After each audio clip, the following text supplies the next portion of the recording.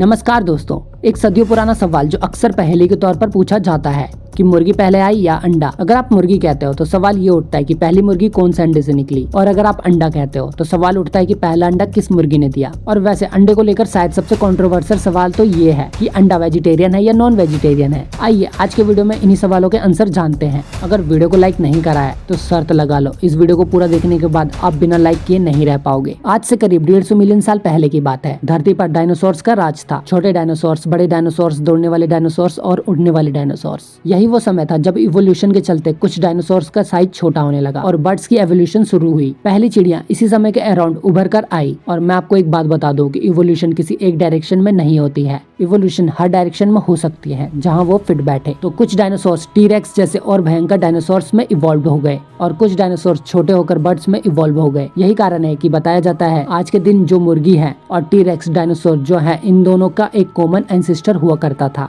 In fact T-Rex dinosaur का closest living relative आज के दिन के मुर्गी और ऑस्ट्रिचेज ही हैं। कभी किसी ऑस्ट्रिच को करीब से देखना, बहुत सारी डायनासोर वाली वाइब आती है। इसी रीजन से और सारे डायनासोर्स इन्हीं और ऑस्ट्रिच और मुर्गी की तरह ही अंडे दिया करते थे। इनफैक्ट बर्ड्स इवॉल्व होने से पहले ही डायनासोर अंडे दिया करते थे। जानवरों में ये अंडे देने की कला बहुत साल पुरानी है। आज से 375 मिलियन साल पहले तिकतालेरोजे नाम का ये जानवर जब समुद्र से जमीन पर आकर रहने लगा, ये भी अंडे दिया करता था। लेकिन इसके द्वारा दिए गए अंडे वैसे नहीं दिखते थे जैसे आज के दिन के मुर्गी के अंडे दिखते हैं। यहाँ पर आप इमेजिन करो, मछलियों के द्वारा जो अंडे दिए जाते हैं उनमें कोई बाहर की शैल नहीं होती। कुछ इसी प्रकार के अंडे ये जानवर भी देता होगा। तो अगर हम मुर्गी जैसे अंडों की बात करें जिनमें बाहर एक हार्ड आउटर मेम्ब्रेन्स और एक सेल देखने को मिलती है, इनका एवोल्यूशन एक्चुअली करीब 300 मिलियन साल पहले हुआ था। और इन अंडे को अगर हम मुर्गी से कंपेयर करें तो मुर्गी यानी चिकन का एवोल्यूशन सिर्फ 3500 साल पहले हुआ था। सही सुना आपने, करीब 1500 BC के अराउंड साउथ ईस्ट एशिया में लोगों ने खेती करना शुरू करी। चावल और मिलेट की बहुत सारा अनाज को उगाया जाने लगा, जिसको देखकर पास के जंगल में रहने वाला एक जानवर बड़ा आकर्षित हुआ। ये जानवर था वाइल्ड रैट जंगल फाउल, जो कि कुछ ऐसा दिखता है, मुर्गी से काफी हद तक मिलता जुलता। लेकिन फर्क ये है कि ये साउथ ईस्ट एशिया के जंगलों में रहता था। जब इंसानों ने खेती करी तो ये इंसान के खेतों के पास आकर रहने लगा खाने की वजह से, और इसी समय के अराउंड इंसानों ने इसे डोमेस्टिकेट करना शुरू किया। इसे डोमेस्टिकेशन के चलते कुछ हजारों साल बाद इसमें एवोल्यूशन हो गया और ये आज के दिन का चिकन मतलब मुर्गी बन गया। ये जंगल फाउल की स्पीसीज अभी भी जिंदा है। अगर साउथ ईस्ट एशिया के जंगलों में आप घूमोगे तो आपको भी ये मिल सकता है। लेकिन आप मुर्गी से अगर साइड बाय साइड कंपैरिजन देखोगे तो थोड़े बहुत डिफरेंसेस जरूर देखने को मिलते हैं। इसमें जंगल फाउल के स्पीसीज का साइंटिफिक नाम है गैलस गैलस और एक आम मुर्गी का साइंटिफिक नाम है गैलस गैलस डोमेस्टिकस। तो एक चीज तो बहुत क्लियर हो जाती है कि यहाँ अंडे 300 मिलियन साल पुराने हैं और मुर्गी 3500 साल पुरानी है। तो अंडे कहीं ज्यादा पहले आए मुर्गी से। लेकिन आप बोलोगे कि वो 300 मिलियन साल पुराने वाले अंडे किसी मुर्गी ने ही दिए होंगे। बस इसीलिए अगला सवाल यहाँ पर उठता है कि मुर्गी पहले आई या मुर्गी के अंडे। आप इस सवाल का जवाब गैस करना चाहते हो तो इस वीडियो को पॉज करके नीचे कमेंट में लिखकर बता सकते हो। जवाब का पता लगाना इतना मुश्किल भी नहीं है। अगर आप इवोल्यूशन की स्टेजेस को समझते हो तो बात बड़ी सिंपल है। एक चिकन इवॉल्व हुआ है वाइल्ड रैट जंगल फाउल से। ये वाइल्ड रैट जंगल फाउल किसी और जानवर से इवॉल्व हुआ होगा। उस जानवर को हम नाम दे देते हैं प्रोटो चिकन, यानी चिकन से पहले का जानवर। तो एक पॉइंट ऑफ टाइम हुआ होगा जब दो प्रोटो चिकन्स ने एक दूसरे के साथ मेट किया होगा। रिप्रोडक्शन के दौरान जेनेटिक म्यूटेशन देखने को मिली होगी और इसके चलते एक ऐसा अंडा बना जिसमें पहला ट्रू रेड जंगल फाउल निकला होगा।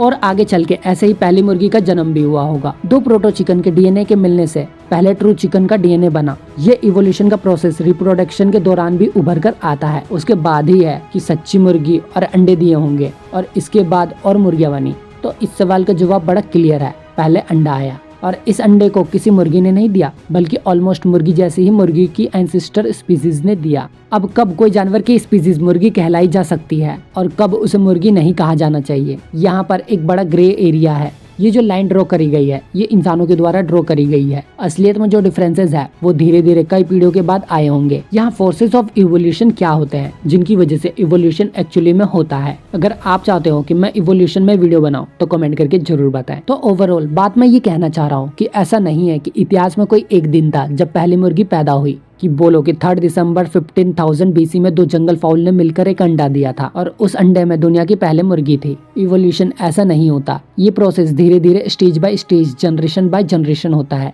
वीडियो में आगे जब मैं आपको आर्टिफिशियल सिलेक्शन के बारे में बताऊंगा तब आपको बेहतर समझ आ जाएगा। उससे पहले ये जानते हैं कि क्या अंडा वेजिटेरियन होता है या नॉन वेजिटेरियन। कुछ लोग कहेंगे इसका जवाब बड़ा ऑब्वियस है, अंडे में जिंदगी होती है, अंडे से बच्चा निकलता है। ऑब्वियसली अंडा एक नॉन वेजिटेरियन चीज है, लेकिन बात कुछ ऐसी है दोस्तों कि अंडे दो तरीके के होते हैं। हैप्लॉइड एग्स जो अनफर्टिलाइज्ड हैं, जहां सिर्फ फीमेल सेक्स सेल्स मौजूद होते हैं, इन अंडों से कभी बच्चा नहीं निकल सकता। दूसरे डिप्लॉइड एग्स जो मीटिंग करने के बाद निकलते हैं, यहाँ मेल सेल्स फीमेल सेक्सेस को फर्टिलाइज करते हैं और इनसे बच्चा निकलता है। और इसी फर्टिलाइजेशन के प्रोसेस को अक्सर हम रिप्रोडक्शन से भी एसोसिएट करते हैं।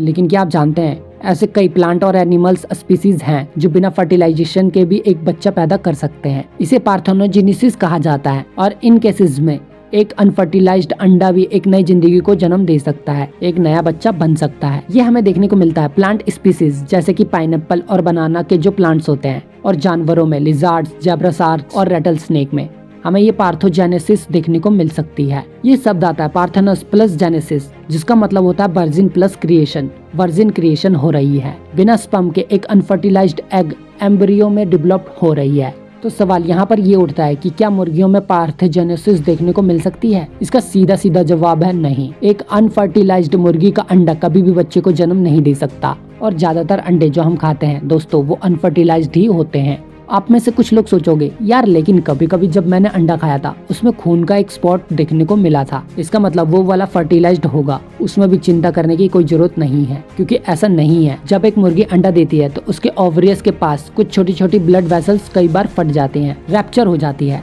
तो खून का एक दो ड्रॉप वहाँ से आता है। आप में से जो लोग रेगुलर अंडे खाते हैं उन्होंने खून के निशान जरूर नोटिस किया होगा। तो अब आपको फिक्र करने की जरूरत नहीं है कि उन अंडों से कोई बच्चा ना निकल जाए। हमारे सवाल की बात करें तो अब आप समझ रहे होंगे, अंडा वेजिटेरियन भी हो सकता है, नॉन वेजिटेरियन भी हो सकता है, लेकिन ज्यादातर अंडे जो हम खाते हैं वो अनफर्टिलाइज्ड होते हैं, तो वो वेजिटेरियन है, क्योंकि इन अंडों में ना तो कोई मीट है, ना ही इनसे कोई लाइफ जन्म ले सकती है। इन अंडों को दूध से कंपेयर किया जा सकता है। महात्मा गांधी जी का भी यही कहना था, जो इंसान दूध पीता है उन्हें इन स्टेरिल अनफर्टिलाइज्ड अंडों से कोई प्रॉब्लम नहीं होनी चाहिए। और सेम पॉइंट सुप्रीम कोर्ट ने साल 2004 में भी रिपीट किया था। कोर्ट में एक मुद्दा चल रहा था कि ऋषिकेश जैसी रिलीजियस जगहों पर अंडे की सेल अलाउ की जानी चाहिए या नहीं की जानी चाहिए।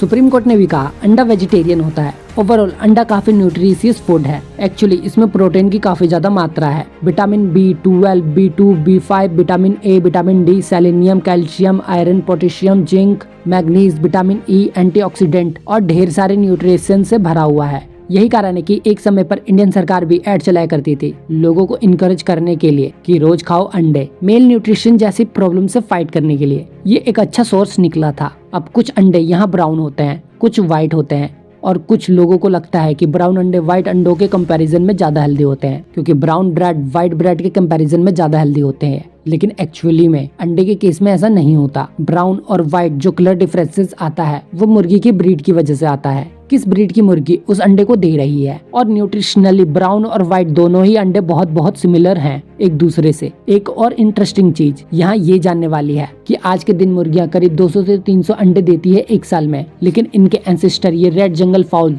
सिर्फ 10 से 15 अंडे देते हैं एक साल में। ऐसा कैसे हो गया? इवोल्यूशन की तरफ से कौन सा फोर्स यहाँ पर आया जिसकी वजह से मुर्गियां इस तरीके से इवॉल्व करी कि वो ज्यादा अंडे दे? इसका जवाब है दोस्तों कि यहाँ पर नेचुरल सिलेक्शन का कोई रोल नहीं है। इवोल्यूशन यहाँ हुई है आर्टिफिशियल सिलेक्शन की वजह से, इंसानों के इंटरफेयर की वजह से। इंसानों ने सिलेक्टिव ब्रीडिंग करी मुर्गियों की। हजारों साल पहले किसी एक इंसान ने देखा होगा कि ये वाली मुर्गी ज्यादा अंडे दे रही है, तो सिलेक्टिवली उस मुर्गी को एक मुर्गी के साथ ब्रीड किया गया, उनसे और ज्यादा अंडे पैदा करने वाला बच्चा निकला। फिर अगली जनरेशन में यही किया गया, बार बार ये चीज रिपीट होती रही, आर्टिफिशियल सिलेक्शन होता गया इंसानों की तरफ से कि आज के दिन ये सिचुएशन आई कि एक मुर्गी 200 से 300 अंडे दे रही है साल में। बहुत से लोगों को इंसानों का ये इंटरवेंशन अननेचुरल लगेगा, लेकिन इंसान यही आर्टिफिशियल सिलेक्शन गाय भैंसों में भी करते हैं। जो गाय ज्यादा दूध देती है उसकी ब्रीडिंग आर्टिफिशियल करवाई जाती है किसानों के द्वारा या फिर कुछ और। हेरिडिटरी ट्रेड जो ज्यादा बेनिफिशियल लगते हैं किसानों को, उनकी चुन चुन कर ब्रीडिंग कराई जाती है ताकि आने वाले पीढ़ियों में वो ज्यादा देखने को मिले। अब ये सुनकर वेगन लोग खड़े होकर बोलेंगे कि देखो, बोला था ना मैंने कि ये दूध नहीं पीना चाहिए। ये इंसान हर जगह इंटरफेयर करते रहते हैं। इंसानों ने अपने फायदे के लिए इन जानवरों की ब्रीडिंग कराई, लेकिन बात कुछ ऐसी है दोस्तों कि इंसानों ने सिर्फ जानवरों की ब्रीडिंग ही कुछ इस तरीके से नहीं करी है, बल्कि पेड़ पौधों की भी ब्रीडिंग करी है आर्टिफिशियल सिलेक्शन करके। ब्रोकली, कॉलीफ्लावर, कैबेज, ये सारी सब्जियां एक्चुअली में वाइल्ड मास्टर्ड प्लांट से आई हैं, आर्टिफिशियल सिलेक्शन करके हजारों साल बाद। आज से 7000 साल पहले अगर आप केले के पेड़ से केला तोड़कर खाते तो पहली बात तो आपको छोटा मिलता साइज में। दूसरा, जब आप केले को छीलकर खाते तो आपको बीच में केले के बहुत सारी ब्लैक सीड्स देखने को मिलते। इतनी सीड्स होती थी कि केले के बीच से उसे खाना मुश्किल हो जाता था। जैसे कि आज के दिन अनार से कंपेयर कर लो। फोटो में आप देख सकते हो कि ये उस जमाने के केले कैसे दिखते थे। इंसानों ने जब केलों की आर्टिफिशियल ब्रीडिंग करना शुरू करी तो उन्होंने ऐसे फ्रूट्स को चुना जिनमें कम ये सीड्स देखने को मिल रही थी। बार बार ऐसे चुनने के बाद हजारों साल बाद ये सीड्स अब खत्म हो चुकी हैं और हम बड़े बड़े येलो कलर के ये केले खा सकते हैं जिनमें कोई सीड्स नहीं होती। अगर आप सोचकर देखो, आर्टिफिशियल ब्रीडिंग करना शुरुआत में एक बड़ी नेचुरल चीज रही होगी। अगर आपको एक एप्पल का ट्री देखने को मिलता है, उसमें एक ऐसा एप्पल लगाया जाए जो सबसे बड़ा है, सबसे ज्यादा लाल है और सबसे ज्यादा जूसी है, और आपको मौका मिलता है कि आप दोबारा से एक एप्पल का पेड़ लगाओ अपने गार्डन में, तो ऑब्वियसली आप उसी फ्रूट की सीड्स को चुनोगे नए पेड़ लगाने के लिए जो सबसे ज्यादा जूसी था, बड़ा था और लाल था। दूसरी तरफ कुछ लोग ये आर्ग्यू करते हैं कि पूरी तरह ये चीज अननेचुरल है। इंसानों ने जब से खेती करना शुरू कर दी थी, एग्रीकल्चर अपने आप में ही एक अननेचुरल चीज थी। आज से 12,000 साल पहले वो समय था जब एग्रीकल्चर की शुरुआत हुई। उससे पहले इंसान सिर्फ अंडर गैदरर लाइफ स्टाइल में रहते थे, यानी जंगलों में रहना, छोटे जानवरों को मारकर खाना या पेड़ से फल तोड़कर खाना। युवल नोहा हरारी अपनी सेपियंस किताब में बताते हैं कि आज से 10,000 साल पहले गेहूं जो है वो सिर्फ एक वाइल्ड ग्रास थी जो मिडिल ईस्ट के कुछ रीजन्स में पाई जाती थी। लेकिन कुछ हजारों साल के अंदर ये गेहूं का जो क्रॉप है इतना स्प्रेड किया दुनिया में कि आज के दिन ये बेट 2.25 मिलियन स्क्वायर किलोमीटर्स धरती के सरफेस को ऑक्यूपाई करती है।